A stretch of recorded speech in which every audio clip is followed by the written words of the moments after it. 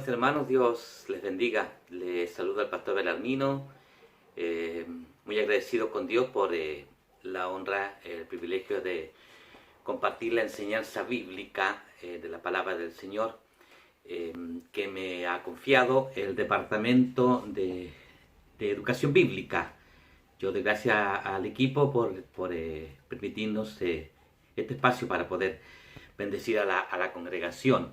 A todos los estudiantes, bienvenidos a la clase, que sea una jornada de mucha bendición como la ha sido las anteriores, sin duda alguna.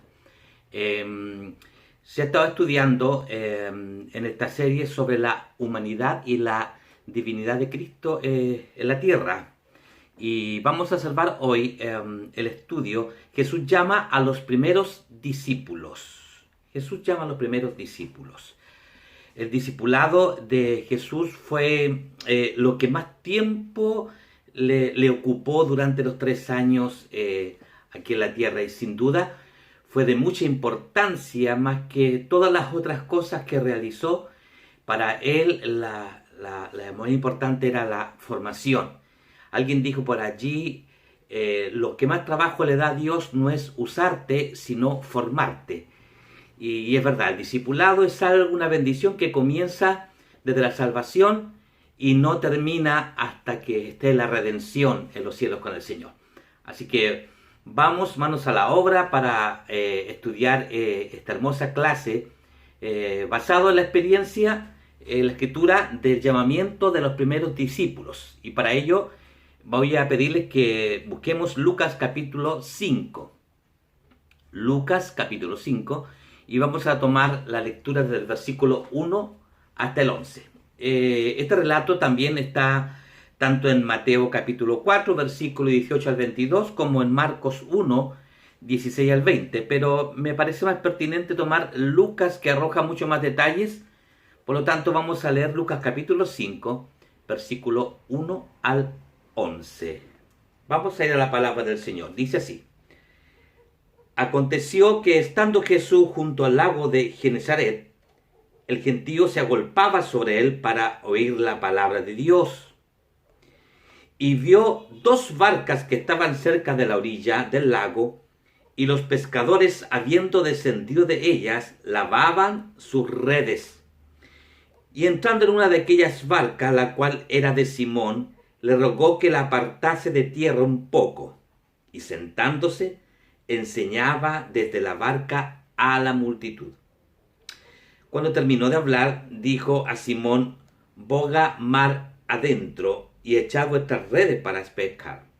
Respondiendo Simón le dijo: Maestro, toda la noche hemos estado trabajando y nada hemos pescado, mas en tu palabra echaré la red.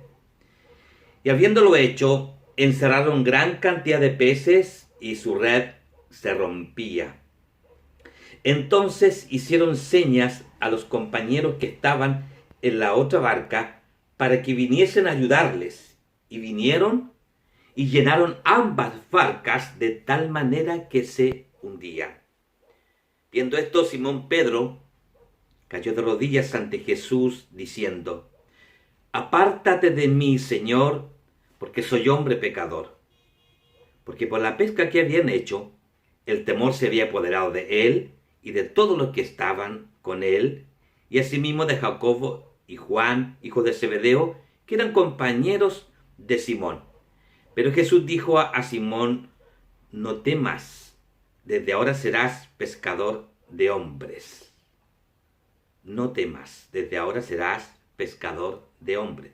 Y cuando trajeron a tierra las barcas, dejándolo todo, le siguieron.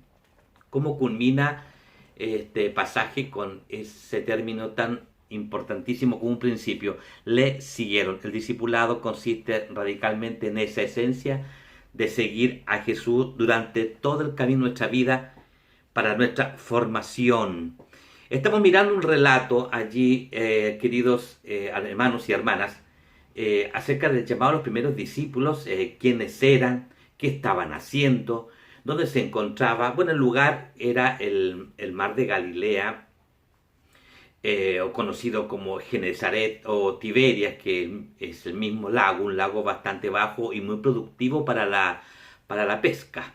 Es allí donde Jesús toma lugar durante gran parte de su ministerio, alrededor, en las aldeas, en todos los lugares ahí habitables alrededor de ese lago. El único espacio más desolado que existía lo ocupaba Jesús para ir a descansar puntualmente. Pero es allí donde recoge a sus primeros hombres, a sus primeros valientes para comenzar esta obra maravillosa del Evangelio junto a sus discípulos. Salta una pregunta que sería interesante considerar. ¿Qué cualidades vio Jesús en sus discípulos al llamarlos? ¿Qué cualidades vio Jesús en sus discípulos al llamarlos? Ahí tú ves, habían pescadores, habían personas de duro trabajo, de mucho rigor, personas muy sencillas quizás en su entorno de vida. Y sabe qué, hermano, esto es muy relevante entenderlo nosotros como discípulos de Cristo. El Señor poco le importó o poco se fijó en lo que ellos eran. A Jesús le importó más lo que ellos llegarían a ser. Y el discipulado es la expectativa de Dios, de el Señor, de tomarte a ti con una visión de lo que va a llegar a convertirte. Y eso es glorioso, el estar en las manos del Señor para ser transformados para un propósito, para una obra magna como es el Evangelio. En el Evangelio de Marcos se destaca en el capítulo 3, versículo 4, un pasaje, un texto que me ha llamado la atención siempre. Lo dice tan brevemente Marco, y dice así: y estableció a 12 para que estuviesen con él y para enviarlos a predicar. Miren los dos movimientos que surgen aquí cuando Jesús llama a estos hombres. Número 1, para que estuviesen con él. Y luego de estar con él, número 2, para luego enviarlos a predicar. Por eso es que el verbo allí dice estableció. Y el verbo estableció quiere decir hacer algo de alguien, hacer algo de alguien. Esto implica formación, instrucción. Jesús estaba consciente de que la permanencia de su obra, hermano, dependía de preparar obreros espirituales que continuarían lo que él había comenzado. Entonces era importantísimo establecer, darse todo el tiempo para poder formar, porque la obra iba a ser larga, extensa, y gloria a Dios, lo ha sido hasta el día de hoy también, queridos alumnos. El proceso puede estructurarse como sigue. Yo lo estructuro en 3 maravillosos pasos que lo pudiera ver durante todo el ministerio de Jesús. Número 1, él está llamando a su discípulo y le está diciendo como maestro: miren, yo lo hago y ustedes miran. Ustedes miran cómo yo lo hago. Y durante un buen tiempo ellos se maravillaban. Y el escritor Marco incluso dice: todo lo ha hecho bien. Ellos observaban mucho para imitar a su maestro. La segunda fase del discipulado de Cristo cambia y les dice: ahora ustedes lo hacen y yo los miro. Cuando les delega autoridad, ¿se recuerdan ustedes? Cuando les da autoridad a ellos sobre todo principado, sobre toda potestad, y ellos van en el nombre de Jesús a toda aldea y pueblo donde él había de ir. Volvían con un reporte tan felices de lo realizado que decían que hasta los demonios se les sujetaban. Se recuerden que allí el Señor, al escuchar ese reporte, se aleja a un tiro de piedra de distancia y se arrodilla ante el Padre y dice: te alabo, Padre, porque escondiste estas cosas de los sabios y de los entendidos y se revelaste a estos pequeños. Sí, Padre, porque así te agradó. Eran hombres simples, eran hombres sencillos, eran hombres pequeños, pero cuánto gozo había en Cristo, que al delegarle la primera autoridad, ellos volvían con gozo. Pero también observaba limitaciones. En un momento no pudieron sanar a un muchacho y los padres tuvieron que llamar a Jesús porque los discípulos no concretaron su tarea bajo la autoridad que el Señor le había dado. Y allí Él les llama la atención para conversar, para reforzar, para mejorar la autoridad que le estaba dando. Sin duda, ellos lo estaban haciendo y Jesús los estaba mirando. Y la tercera fase, que me parece a mí que es la gloriosa hasta el día de hoy, cuando Él está ascendiendo ya a los cielos, mira a sus discípulos y le está diciendo: ahora háganlo ustedes, vayan por todo el mundo, comiencen a hacerlo, y yo voy a estar con ustedes todos los días hasta el fin del mundo. Allí está entonces, para mí, la estructura bien simple, como el Señor en el proceso de formación trabajó con sus discípulos. Y bueno, mirando este pasaje acá, de la pesca milagrosa, de la experiencia de Pedro con Jesús, que puede ser también nuestra propia experiencia, vamos a aprender nosotros en el llamamiento de los primeros discípulos cómo también eso impacta nuestra propia vida. En primer lugar, el principio que se desprende aquí de el llamado de Jesús es que todo discipulado está estrictamente ligado con la palabra de Dios. Ese es el primer principio que tenemos que tocar nosotros. Allí en la palabra de Dios están los hechos de Cristo, están sus mensajes, están sus enseñanzas, está su modelo de vida. Toda persona que ha de ser un discípulo y usado por Dios debe ir a la fuente donde se registra la vida y la obra de Cristo, que es la palabra de Dios. El llamado del discípulo tiene estrecha relación entonces con la palabra de Dios, y el tiempo que sea necesario hay que tomarse. Le hago una pregunta: ¿cuánto tiempo te tomas con Jesús y su evangelio cuando lees la Biblia? ¿Qué es lo que más te llama la atención? ¿Cuánto estudio le has dedicado a la persona de Jesucristo? Y qué maravillosas han sido estas series, ¿verdad? Porque nos han hecho profundizar y reflexionar más sobre la vida de Jesús. Y conocer a Cristo es conocer doctrina. Y cuando quieras conocer doctrina, implícitamente vas a tener que conocer de Cristo. Por lo tanto, debemos invertir mucho tiempo en la palabra para que nosotros podamos hablarle al mundo. Como dijo alguien para allí, conocerte para darte a conocer. Conocerte para darte a conocer. Llama la atención que Jesús, viendo dos barcas, mire esto, Jesús viendo dos barcas en la orilla disponibles allí, escoge la de Pedro.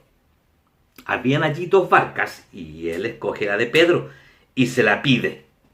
Cuando Pedro se la pasa, Jesús la ocupa para sentarse y enseñar desde una mayor altura, ¿no?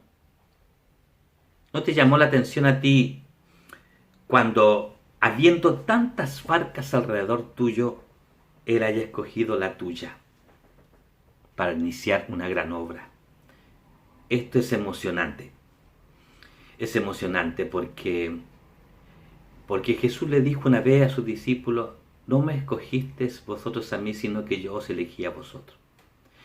Y cuando recuerdo y recordamos, habiendo tanta gente alrededor, Él nos haya tomado en cuenta para iniciar un discipulado, para ser parte importante de su obra, es algo que nos llena de emoción, es algo que debemos siempre agradecer con mucha humildad. Y lo primero que le pidió Jesús a Pedro fue su barca, porque es lo que tenía a la mano. Sabe que en las pequeñas cosas, Jesús siempre nos está pidiendo algo. Y el segundo principio aquí que quiero arrojar es que Jesús siempre pide prestada una cosa pequeña antes de demandar una consagración completa en lo que te va a entregar. Siempre nos va a pedir algo. Notemos que ellos primero eran discípulos de Juan, ¿se recuerdan? Y bueno, cuando Juan murió, ellos volvieron a sus labores, ellos volvieron a su trabajo, ellos volvieron a la pesca. Y ahí es donde llega Jesús para tomarlos y pedirles ya desde el principio, desde una barca. Luego le pedirá toda su vida, toda su consagración. El discipulado es una constante demanda del Señor de pedirnos y pedirnos para que su obra tenga éxito.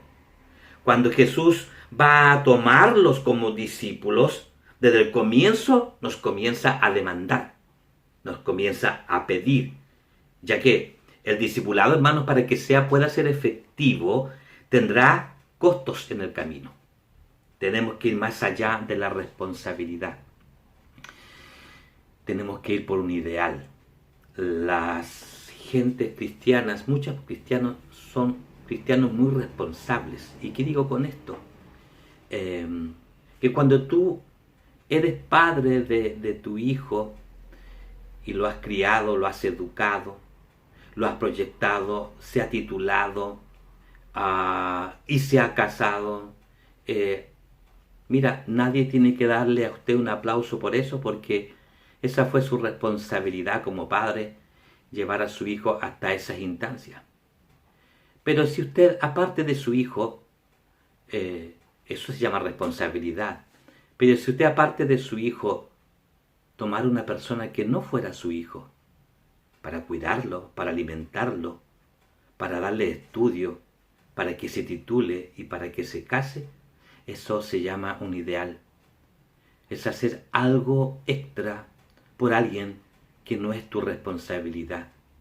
Por eso es que el discipulado tiene una constante demanda. Dios nos va a llevar a personas que no conocemos, que no estamos ligados a ellos, pero que tenemos que abrazarlos, que tenemos que guiarlos. Y ese es un ideal.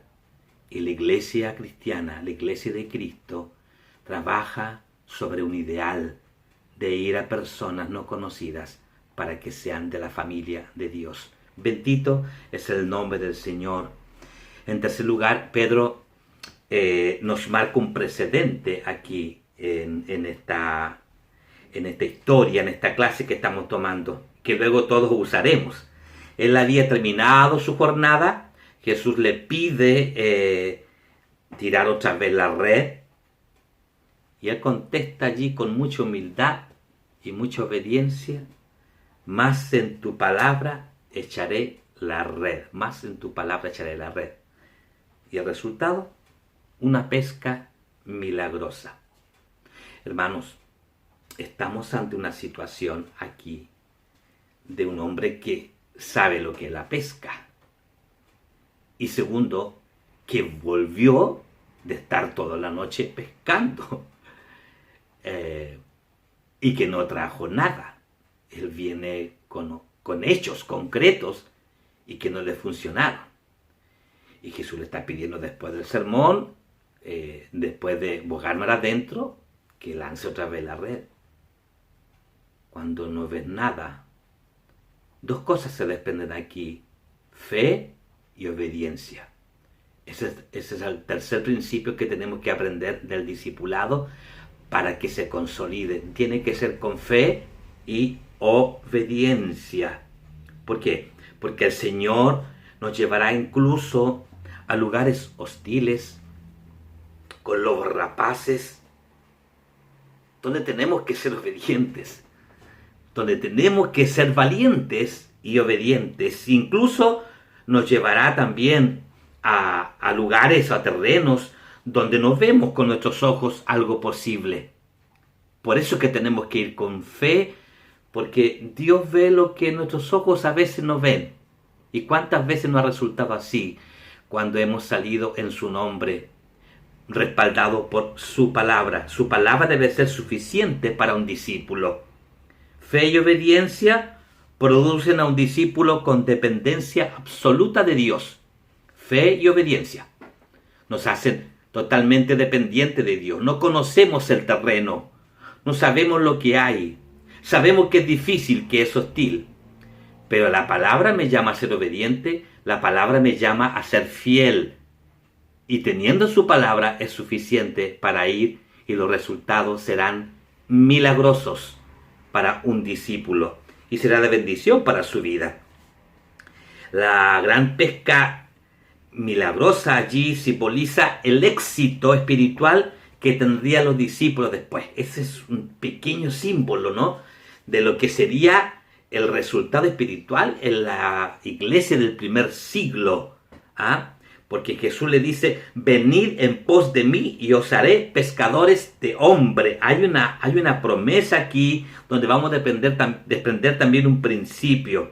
Todos conocemos la historia de la iglesia del siglo I, comenzando por la primera gran cruzada en Jerusalén, ¿cierto? Por Pedro, donde 5.000 almas, después 3.000 almas se entregaron a Cristo. ¡Qué gran cruzada! Posteriormente, la gran cruzada evangelística del apóstol Pablo, que en 2 años llenó toda Asia Menor con el evangelio, entrando por una casa, saliendo por una casa, todo el evangelio se corrió fructíferamente por todos esos lugares durante 2 años en Asia Menor. ¡Qué éxito tuvo allí de cosecha y de pesca la iglesia del primer siglo! ¿Y qué señales le acompañaban? 2 grandes resurrecciones, una por Pedro a Tabita y otra por Pablo a Eutico, para no nombrar tantas otras más, pero para mencionar las grandes credenciales que tenían estos discípulos respaldados por el Señor. Amados hermanos, nosotros, si nos enfocamos en las almas como discípulos, siempre el Señor nos va a respaldar con hechos milagrosos, con su divino poder. Qué importante es aprender lo que el Señor nos promete. Yo les haré, el verbo formación, haré, les haré pescadores de hombres. Y eso está haciendo contigo. Eso está haciendo con todos nosotros como discípulos el Señor actualmente. Entonces, el cuarto y último principio que aquí quiero destacar es que la tarea del discípulo es impactar en la eternidad del ser humano. No nos olvidemos del plan de Jesús, la promesa de Jesús: pescador de hombres, humanidad. La tarea del discípulo es impactar en la eternidad del ser humano. Dios nos llama a una tarea magna, redentora y gloriosa de las vidas humanas, y promete lo mismo a sus nuevos discípulos. Nos promete hacernos pescadores de hombre. Nunca debe perderse el enfoque, hermano, del discípulo. Nunca debe perderse este enfoque, que es importante. Y lo digo con bastante vehemencia, porque hoy hay mucha distracción en la predicación evangelística, mucho mensaje motivacional, mucho mensaje a las emociones, mucho mensaje a darle demasiada preponderancia a los hechos milagrosos, a las cosas trascendentales, más que al alma misma. El Evangelio de Cristo debe tener un solo enfoque en el discípulo: la salvación del alma del ser humano por sobre los milagros físicos y temporales. No olvide de que los milagros respaldan la palabra y no al revés. Preocúpese de predicar de Cristo a todo ser humano, de hablar del Señor Jesús, que era uno de los principios primarios que tocamos aquí en cuanto a la palabra del Señor, para ser muy buenos discípulos. Y en este tiempo, sobre todo, hermano, cuando hablamos del discipulado, siento que tenemos toda una tarea como ministros, como pastores, usted como profesor, de prepararnos para mejorar, no sé si es mejorar o restaurar o recuperar el verdadero discipulado bíblico. Porque en cierta manera se ha ido fumando como una neblina de a poco el discipulado radical del Señor. Tenemos generaciones que vienen y que ya están avanzando para aportar el Evangelio y que se están formando como discípulos. Tenemos una tremenda responsabilidad sobre ellos también, usted y yo. Amado hermano, ellos que sean grandes predicadores, grandes maestros, personas con un conocimiento de Jesucristo, para que llenen la tierra del conocimiento de la gloria del Señor, para que la luz del Evangelio le resplandezca y le brille Cristo en sus corazones. Formemos discípulos como Jesús formó a los primeros discípulos, que solamente hablaron de Él para la gloria de Él. Quiero concluir, querido hermano, con unos versos que me han gustado siempre, de una canción de Dani Berríos, que él habla en su composición sobre la futura experiencia de dos personas que se van a encontrar en el cielo. Eso queremos también nosotros. Y en esa experiencia él narra estos versos que quiero compartírselos al final. Amigo, no me conoces, pero yo te conozco a ti. Me hablaste de Cristo en la escuela dominical, a la edad de 10 años. Gracias por darte al Señor. Soy una vida que cambió. Discípulos, cuando nosotros vamos por las almas, cuando nosotros tocamos personas desconocidas y quizás estemos de paso para ello, un día nos encontraremos en el cielo y nos gozaremos juntos de haber sembrado en un pequeño, en un niño, en un joven, en un adulto, en un anciano, a horas de su partida, el precioso Evangelio de Jesús. Estoy seguro de que esa persona te buscará y te abrazará y te agradecerá en el cielo. Que la gloria sea para el Señor. Te invito a que, al cerrar esta enseñanza, agradecer una vez más al Departamento Nacional de Educación Bíblica. Quiero invitarles a dar gracias al Señor por este estudio en esta tarde. Buen Padre, es solo por medio de Jesucristo y nadie más que te agradecemos lo que somos, lo que hemos aprendido, lo que hemos alcanzado.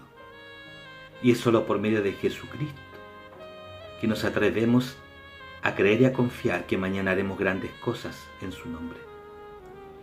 Porque de que Cristo entró en nuestro corazón, Él está formando en nosotros un discípulo bíblico, un discípulo cristocéntrico, un discípulo de fe y obediencia.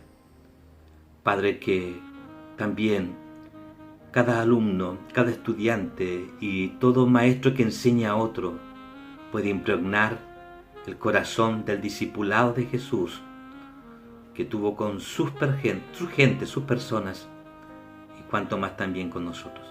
El Espíritu Santo nos acompaña para consolidar eso. A ti la gloria y el honor. En el nombre de Jesús. Amén. Nos vemos. Grandes bendiciones. Sigamos estudiando la palabra del Señor.